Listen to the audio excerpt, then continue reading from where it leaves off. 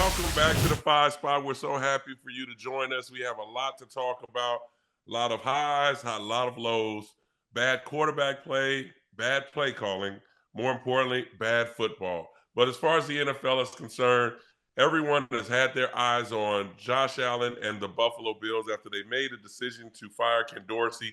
Now Brady steps in as the offensive coordinator, which was a passing consultant, a guy that has been across the collegiate level, then Carolina, now in Buffalo, called to play calling duties to build that relationship with Josh Allen and to obviously make their receiver happy.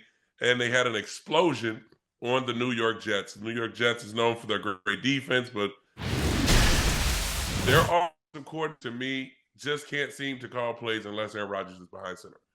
I think this goes back to the Denver Broncos hiring when they brought him in there and the way that went to now come to New York with the Jets trying hard to get Aaron Rodgers. Now all of a sudden you're back to Zach Wilson. And this offense looks pedestrian. It looks like something that middle school, possibly lower end class high school offensive play calling would be. But to me, it just looks awful. But Armando, when you look at that game, I know that everyone wants to look at the Buffalo Bills and see if they would actually kind of start the rise. But was it the Jets and their inability to get the ball to receivers, or was this more the focus still being on the decision made by the Buffalo Bills and making Brady their play caller? Yeah, very disappointed in you, sir. Very disappointed in you personally. Here we are, Thanksgiving week. The easy layup opportunity to mention turkeys and stuffing and gravy. We can't go to the food yet. Not yet. Zach Wilson is now benched, and as we sit here, a decision on whether he will play on Friday against the Miami Dolphins is yet to be announced. Okay. My guess is that it'll be Trevor Siemian if he knows the offense, because at least he is probably functional. And his one play yesterday, Donovan said it all to me. So Zach Wilson under pressure, scrambles out of the pocket. Clearly nobody open downfield, which happens a lot for the Jets. And even when some guys get open, like Garrett Wilson has regressed somehow. I don't understand that. A lot of drops this year. He's scrambling to the sideline. And of all that entire sideline, he picks the one spot where his head coach is standing, and he trucks his head coach. And I'm thinking, dude, all you had to do was fall out of bounds, and you get another play, and you lose no yards. It's an incomplete pass. But no, he goes and he trucks his head coach. And by the way, it's only a coincidence, maybe, but he didn't play the next series. That was it. That was it. And that told me everything I needed to see about his field awareness and his, like, I don't know, man. I'm sure he's intelligent, but he's not football smart in my estimation. Well, when I look at, because everyone wants, let's go to the stats. I look at the stats and 7 of 15 for Zach for 81 yards. And I don't think a receiver caught the ball until I don't know when. At all. But it's the tight end caught the ball. But it's, to me, and the Buffalo Bills defense, they play a lot of zone defense. They bring pressure. They'll get into some man. Not really known for their man coverage, especially after the injuries that they've suffered in their safety position, in their corners. Now, we could talk Aaron Rodgers if he comes back. He'll get out there and throw and take 3-5 step drops, and everyone gets excited. But do you really want Aaron Rodgers to come back situation? Like, do you want him to come back where there are a lot of questions? One, his offensive coordinator, to me, is on the hot seat. Robert Saleh's probably on the hot seat as well, but I believe he is clearly with a one-piece jumpsuit on, dipped in gasoline, smoking a cigar, in Kitty Poo. Like, I just think he's on fire right now, where they're going to have to make a decision in New York if he's going to be the coordinator going forward, in order for Robert Saleh to maintain his job, I believe. But I just think overall, and Zach Wilson, listen, he's not as bad as it looks. He's not playing well, and nor is he at a second tier type of level, but he's serviceable. But Trevor Siemian, to me, why didn't Trevor Siemian really get the call as the next one up? Why now Trevor Siemian might become the starter? How did he all of a sudden jump over Boyle to become the next guy up? And do you really want to be the next guy up the way things are going in New York? Yeah, no, that's just me saying Trevor Siemian because he started. But everyone games. kept bringing Trevor Siemian's name up. I think it's because he started games in the NFL and hasn't like soiled himself as much as what Zach Wilson did yesterday. Right. You bring up an interesting point. Look, if I were the New York Jets and I see the body of work this year of the offense, of course, Nathaniel Hackett would be gone. Right. The problem is you can't make that decision in a vacuum because Nathaniel Hackett is the golden child of Aaron Rodgers. And they're doing everything for Aaron Rodgers, even though it's ridiculous. Alan Lazard, who I like as a player, was signed because of Aaron Rodgers. He hasn't panned out. Patrick Cobb, who I like, if it was 8 years ago, hasn't panned out. And Nathaniel Hackett, who is Aaron Rodgers' handpicked, basically offensive coordinator, who last week he said, I've won 2 MVP awards with that guy calling plays. So obviously he is not going to back down on Nathaniel Hackett. So do you fire a guy that should be fired and upset your next year quarterback? Or do you grin and bear it and basically you've got your hands tied behind or in front of your back? I don't remember how cops do it nowadays because it's been a while for me. Yeah, you got your hands tied. You got your hands tied. Yeah, it's been a while for me since a cop tied up my hands, so just saying. Just saying. 1990, never mind. Nah, don't worry about that. Yeah. So there's that. Man, this is an offense that hadn't scored a touchdown in 43 possessions. Right. That's a long time. To go between touchdowns. That's over, 13 quarters. Terrible. Meanwhile, the Buffalo Bills, they seem to have solved their issues on offense. Maybe. I don't know. Yeah. I don't know how you feel about that. You know what? I'm not jumping on the bandwagon, nor will I even glorify the situation, because to me, when I watch this football team, and we can talk about them moving them under center, we can talk about more of the running game, which I think that was what they were missing anyway. We can talk about all of a sudden now. It's funny because when they break down a little bit of the game, it's like, well, he's starting to take the check down and allow his guys to make plays for him. And it's like the check down's been open all this time. He was just taking shots. And so he still took shots in this game. And so I think for quarterbacks in the NFL, playing the position, I know, hey, listen, you are who you are. If you're a guy that's a gunslinger, that's going to take chances because you have trust in your arm or trust in the receivers, they're going to make plays, you're going to continue to be that guy, no matter who's calling the plays. And they can talk about Brady and the energy that they had, and he wanted to build a relationship with Josh Allen. And this Buffalo Bills offense has never flowed like they did against the Jets, nor will I think will be consistent going forward. Listen, they have the Philadelphia Eagles, the Kansas City Chiefs, the Dallas Cowboys coming up. So you're playing against some pretty good defenses there. Now, will they be able to execute plays? Yes. Josh Allen was on fire in those playoffs. He threw 9 touchdown passes without an interception in 2 games or something like that. So that's what they're hanging their hat on, that it could replay and do that. And my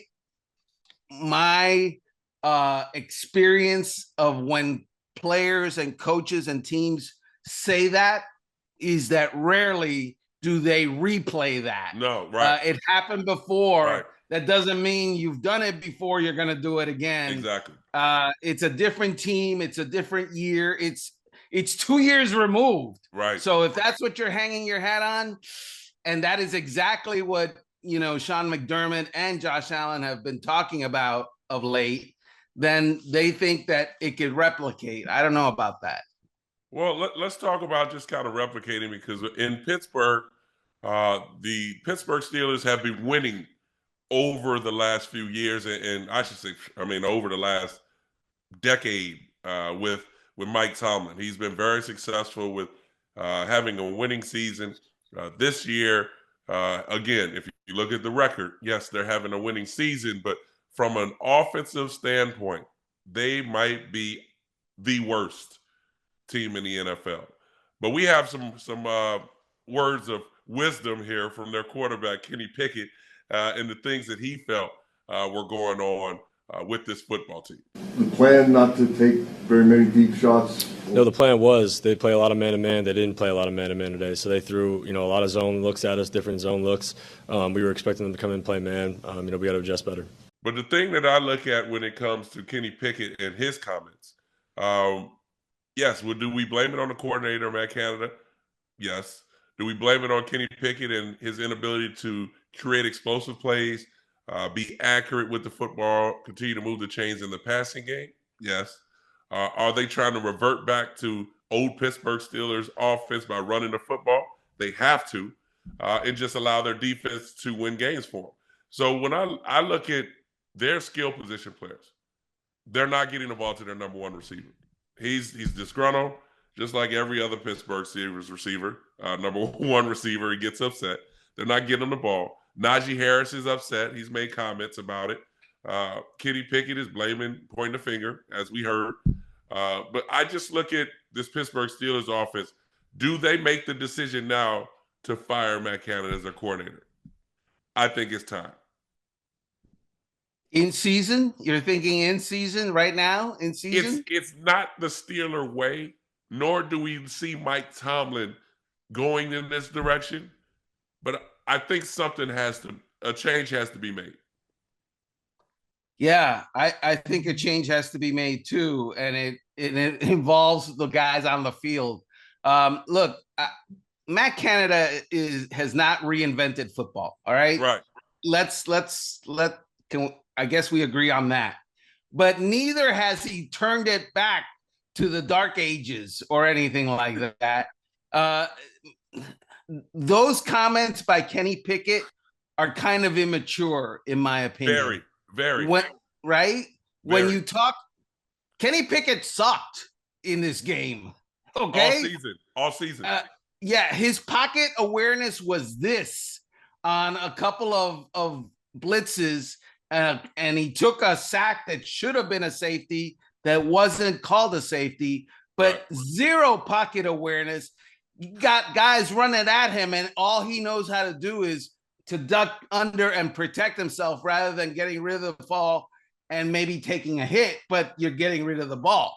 And so for him to say, well, I was expecting man-to-man coverage and I didn't get it. Okay, dude, well, guess what? You got zone. Deal with it. Yeah. I mean, is this the first time ever in your entire football career you've seen a zone coverage? What's up with that? And to point a finger basically at someone else instead in a game that you were bad, instead of saying, you know what, I should have done better, I should have done this or that. He lost me. I like Kenny Pickett up until that moment, and now I'm not too fond of how he reacted. Well, first and foremost, as a quarterback, you have to be able to recognize man-to-man coverage and zone coverage. That's not something that we game planned all week for man coverage, and we weren't prepared for zone. Well, when you get in zone coverage, usually your tight ends and running backs are open. If they're going in zone coverage and it's cover two, which the middle of the field becomes open, you can utilize your slot receiver and your tight ends to take your shots and then utilize your check downs. So if they're in zone, majority of times they're really not blitzing. And so with this Cleveland Browns defense, they're able to apply pressure with their front four or maybe just bringing six. And so now that becomes pressure on your offensive line to block. And while you're getting some time at the quarterback position and you're reading over if it's man or zone, if you have hot or if it's not, then get the ball to the open guys. A lot of the throws that he was trying to make in those games were kind of tight window throws, but he was just inaccurate. Just say I didn't play well. Don't go and point the finger at the guy who's calling the plays, because now you got to go sit in that meeting room with the guy who's calling the plays after you just called him out. And so is it immature? Absolutely it's immature. Kenny Pickett, you haven't done anything in this league to sit there and go through the media and point the finger at somebody, because it comes right back on you extremely fast. And so I just think for this football team, they look at their quarterback to hopefully make some decisions and plays for him. It hasn't happened. Najee Harris and Warren, good running backs, very good running backs. But it's almost like they're going with the ground and pound mentality because they're trying to take the ball out of Kenny Pickett's hands. And that's the thing that people really need to focus in on, because Kenny Pickett, to me, when I looked at this particular game, he wasn't given that opportunity to just throw the football around. He threw the ball 28 times. A lot of it is because they needed to toward the end. And they ran the football with Jaylen Warren, who had 122 yards rushing. So I just think for this football team, I say make the decision with Canada, not now, but probably in the next week or two. But they're probably looking to make that decision again with Kenny Pickett as well. And as long as we're talking about, stepping up and taking the blame for something, I do believe somebody on this podcast last week said that the Cleveland Browns season is over. Yes. Let's hear it. Yes. Listen up, listeners. And really, that was not your best moment there, Donovan, when you said that the Cleveland Browns season is over. Me? No. Come on, hold yourself accountable. Let's hear it. Hear it. Okay. That was me. And, it was clearly because Dorian Thompson Robinson, DTR, baby, DTR. Sounds like a package express company, DTR. He came out and he looked better than he did in week 4 when he was pressed into service. And so they managed to win the game. And, right. And it looks like my prediction of their season is over is bad, especially when you consider that they're going to sign Joe Flacco later today, and he will be on the practice squad and then eventually That's not rise. Helping. Exactly. So let me think about restating my position that the Cleveland Browns season is over. And I'm going to do it this way. The Cleveland Browns season is over. Okay. DTR yesterday, for all his great thing or whatever, his quarterback rating was 55. He's a rookie. He's a rookie in his second game. That doesn't matter. Sorry. That doesn't matter. Don't try to throw the blanket over your bad statement. Just admit that you were wrong. Cincinnati Bengals lost. Joe Burrow's out. They're done. The Baltimore Ravens won. The Pittsburgh Steelers lost, and they got a lot of issues. The Cleveland Browns will compete for that top spot right there in the AFC North. Say it. Well, there's 2 words that I would have to say to that. Baltimore Ravens. They're competing with Baltimore. Huh? They're competing with Baltimore. The Baltimore probably will end up winning the North, but then they're still going to elevate and get a playoff spot. Cleveland Browns will be in the playoffs. No. I'm off that ledge, brother.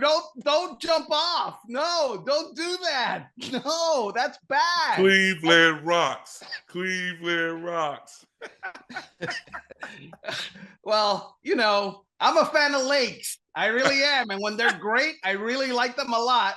But and Cleveland's got a great lake. God bless them for that. When it gets real and they're playing a team that actually has an offense that'll fall into a touchdown in a game or two, that'll be the end of that little campaign.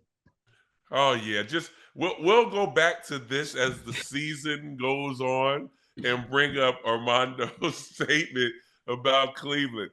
DTR is going to catch fire. They're going to run the football for about 150 to 200 yards a game.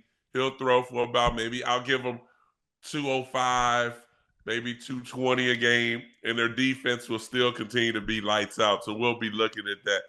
One coach that will have his job going forward will be Kevin Stefanski, but going forward with the rest of these other coaches who are on the hot seat, Frank Wright, Brandon Staley, Armando's first choice for Coach of the Year at the beginning of the season, is definitely on the hot seat. Bill Belichick is another one that we'd like to mention that's on the hot seat. And there are others to follow. But Armando, when you look at where these coaches are right now, and we've talked about how right now football is it looks like it's parity. No one's really separating themselves, but there are a lot of bad teams right now. What coach would you say is probably the seat is hotter than anyone else? Well, I mean, sometimes we get involved in the NFL season and we whoa. You thinking about that gravy, that smoked ham, that glazed ham? Yes, yes, I definitely am. Can't come fast enough, man. So we lose sight of what is obvious. And what is obvious is, look at the standings. The worst team in the NFL is the Carolina Panthers. They're 1-9. That's a 100 winning percentage. 100 winning percentage is 400 away from 500. That's a long way to being mediocre. Your math has been outstanding. Your math has been outstanding. Thank you very much. And I'm telling you, the seat is very hot. People think, well, Frank Reich, it's his first year. He's got a rookie quarterback. They're adjusting and working into it.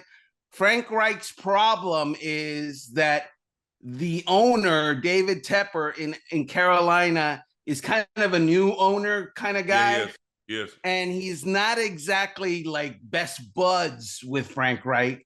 And so that combination of new owner hasn't really settled into what patience has to be, and isn't, super fond of the head coach, fond of him, but not super fond of him. Right.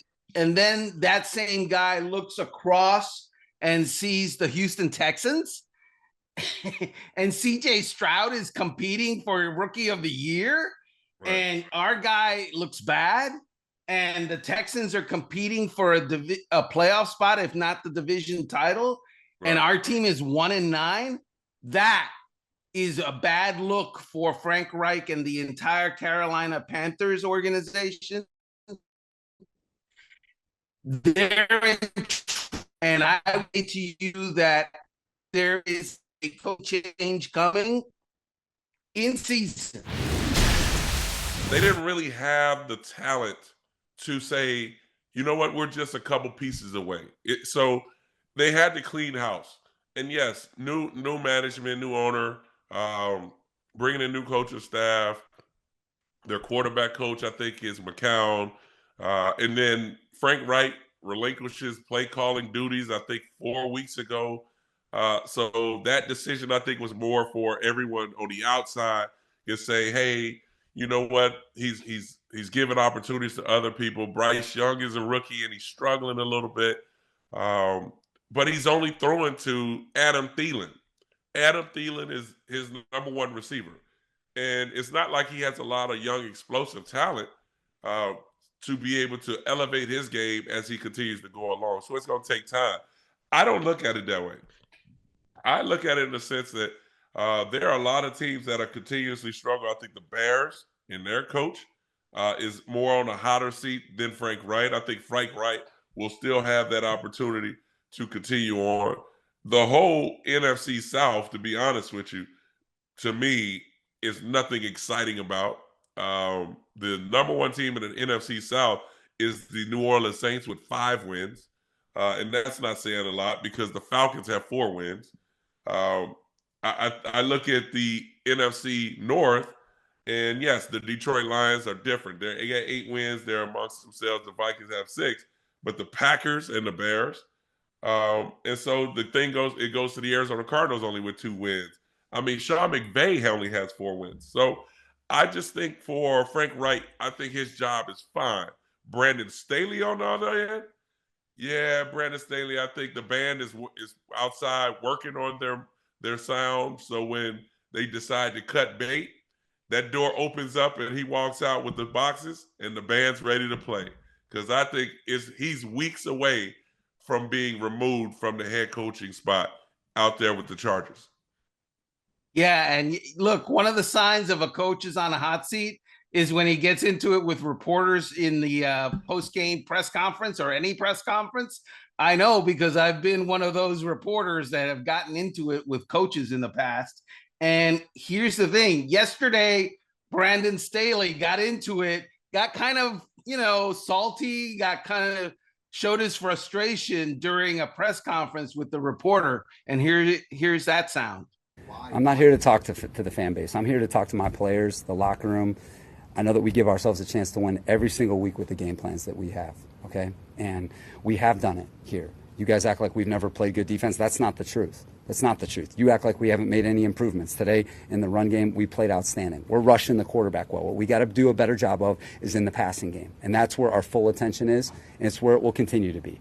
There were a lot of other things that caused us to lose today. It certainly wasn't our defense. It was the way we played as a team. We didn't play well enough on the red zone on offense. We dropped too many passes. Okay, we gave up a few killer sacks. Okay, we did this as a team. Stop making it about one unit because that's not what happened out there today. Our team lost, and I am fully responsible for it, and I take full responsibility. But we lost as a team today, and that's the storyline. So what does this tell you? What does this tell you about Brandon Staley? He's a little short-fused. He's a little he sees the writing on the wall. Is that what we're seeing here? He's got the one-piece outfit on, dipped in gasoline, smoking a cigarette. He's on fire.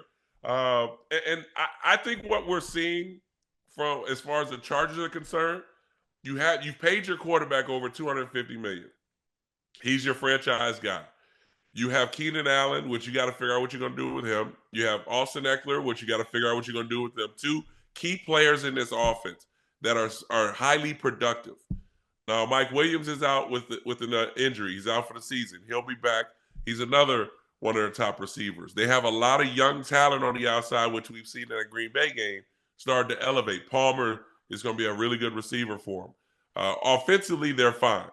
But defensively, they're the worst. And so Brandon Staley is a defensive-minded guy, correct?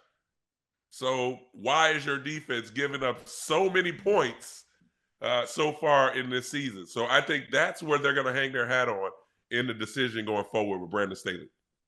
Yeah, Staley yesterday was defending his defense in a game where the defense wasn't a huge problem.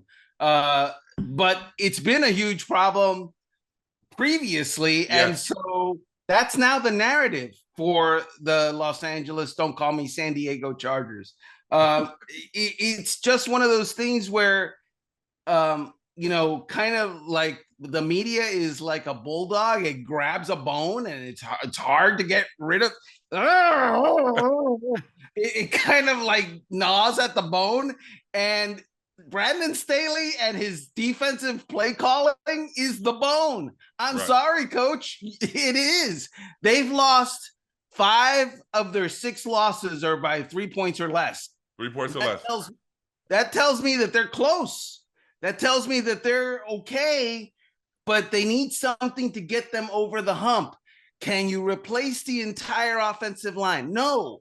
Can you replace the entire do you want to replace the quarterback? No. Can you replace the defense? No.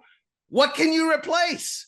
Oh, yeah. Brandon Staley, because he hasn't gotten the team to get over the hump when it looks like from the outside that their roster is more than capable of making, making some headway in that division. It's just where, by the way, where Sean Payton was like in the wilderness 6 weeks ago, and now they're 5-5. They're ahead of you. They're ahead of you, Brandon Staley. They gave up 70 points this season, and they're ahead of you. And that's the thing when you look across the league of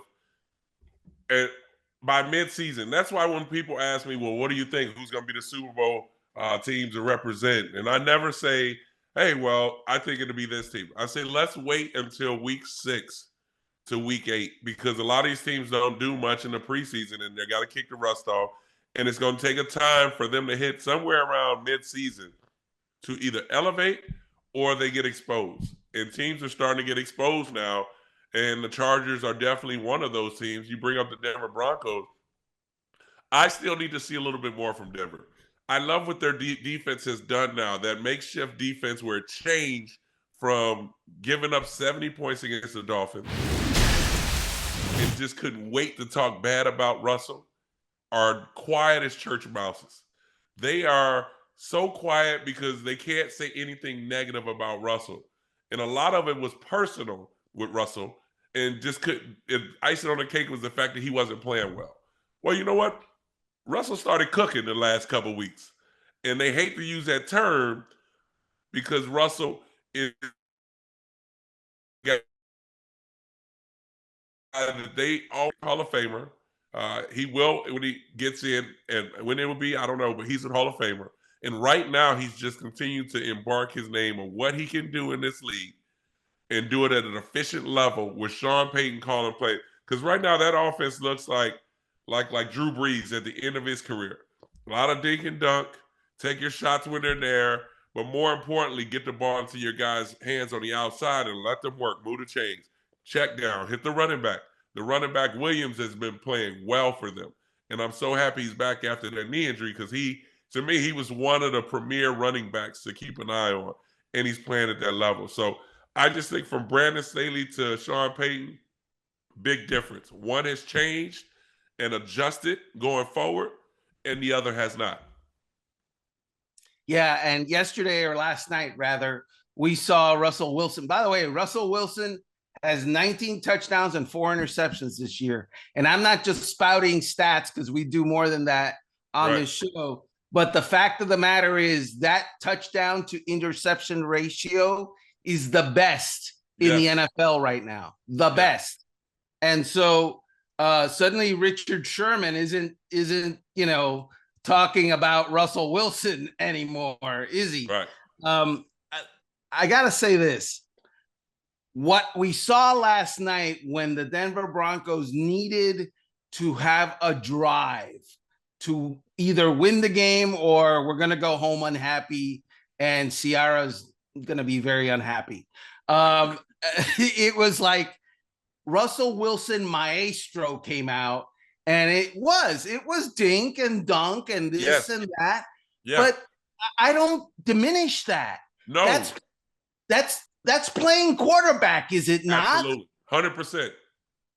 That is, look, quarterback is not about throwing it 70 yards every play. It's not about, it's about a lot of other things, including buying yourself a little time, finding the guy. Oh, they're rushing. And when I have an extra, protection at running back, okay, Samaje Perine, get out there and I'll throw you the ball. Oh, 17 yards. Okay, I'll take that.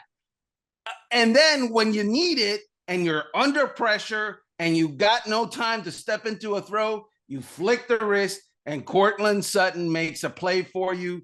Touchdown. Everybody goes home happy. Ciara, happy at the end of the day. It's great. It's great. And I think Russell Wilson last night, that was Russell Wilson at his best. I agree. And Russell, I love what you're doing. Keep up the good work. Get ready, everybody who hated on Russell and continues to hate on Russell. Yes, Broncos country. Go ahead and make sure they say that on all the networks because everyone hated it and loved it. Broncos country and they're terrible and everyone. But now they're competitive, and you have to look at it in a sense, especially in the West. If they continue to get better and better, and the Chargers continue to struggle, Kansas City obviously they're at the upper echelon of that division, but they'll find themselves maybe right behind them because the Raiders aren't doing anything. They're still trying to figure themselves out, but they hit a wall this past weekend. So I expect to see good things happening. But make sure you tune in here at the 5 spot. We're going to give you nothing but straight fire, like Die-Line. For those who don't know, that would be a show back in the past and making the band. Make sure you join for our next show and enjoy your holiday weekend. Smoked ham, glazed ham, smoked turkey, chicken, greens, candy yams, because I got greens, beans, potatoes, tomatoes. That's another song for you. Join us again here at the 5 spot.